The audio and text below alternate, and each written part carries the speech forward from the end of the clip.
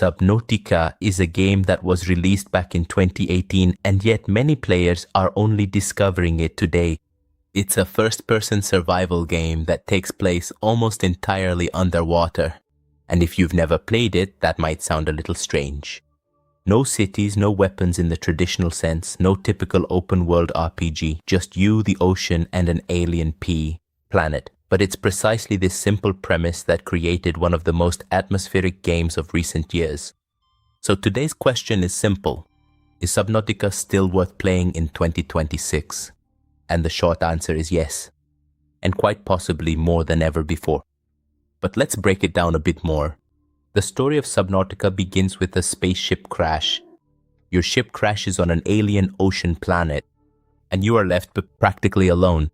The only thing you have at your disposal is a life pod and the vast unknown ocean around you. And the first hours of the game are exactly about this feeling, the unknown. You start out moving only in the shallow waters around the life pod. You gather basic resources, craft simple tools, and try to understand how this world works. But very quickly, you realize one thing. This ocean is much bigger than it seems. Gradually, you start to discover deeper areas, new biomes, and increasingly strange creatures. And this is where Subnautica really starts to become something special. The game world isn't procedurally generated, every biome is handcrafted. Each place has its own atmosphere, its own colors, its own creatures, and often its own dangers. And the deeper you go, the more the game's atmosphere changes. A peaceful exploration adventure gradually turns into a survival horror. Suddenly, you hear strange sounds in the darkness. The water around you grows darker and darker, and somewhere in the distance, something is moving, something you definitely don't want to encounter. Subnautica does an excellent job of playing on the fear of the deep. It's not your typical jump scare horror. It's more about slowly building up tension. That feeling when you look down into the dark water and have no idea what's there. Another major part of the game is crafting and base building. You gather resources, scan technologies, and gradually unlock new equipment. From simple tools all the way to large submarines that let you explore much deeper parts of the ocean. And vehicles are actually one of the most fun parts of the game. The small Seamoth lets you travel quickly between locations. The massive Cyclops, on the other hand, is a mobile base that it can transport other vehicles and equipment. Suddenly, you're no longer just a survivor in the ocean. You become an explorer of an entire planet. Another thing Subnautica does brilliantly is storytelling. The game doesn't guide you with traditional cutscenes. Instead, you find logs, shipwrecks, and various traces of other people who ended up on the planet before you.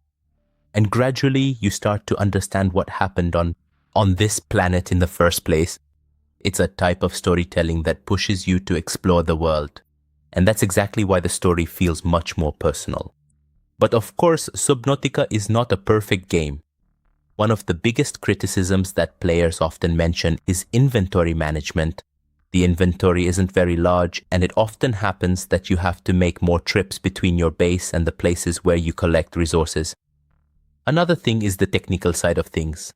Subnautica has never been a perfectly optimized game, though the situation is much better today than it was at launch.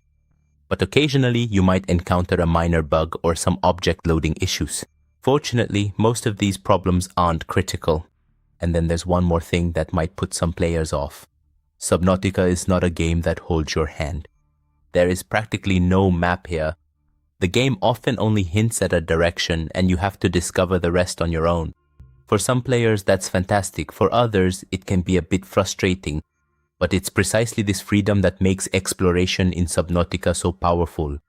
Every new biome, every new cave, and every new creature is truly a discovery. And that feeling when you first descend into the planet's extreme depths is a moment most players remember long after finishing the game. So, is Subnautica still worth it in 2026? Absolutely yes. It's one of the best survival games ever made. It has a unique world, great atmosphere, and a sense of discovery that's not very common in games today.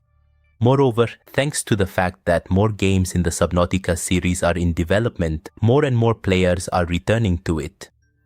And if you've never played it, 2026 might be one of the best times to give it a try. Because even after all these years, it's still an experience that nothing else can really replace.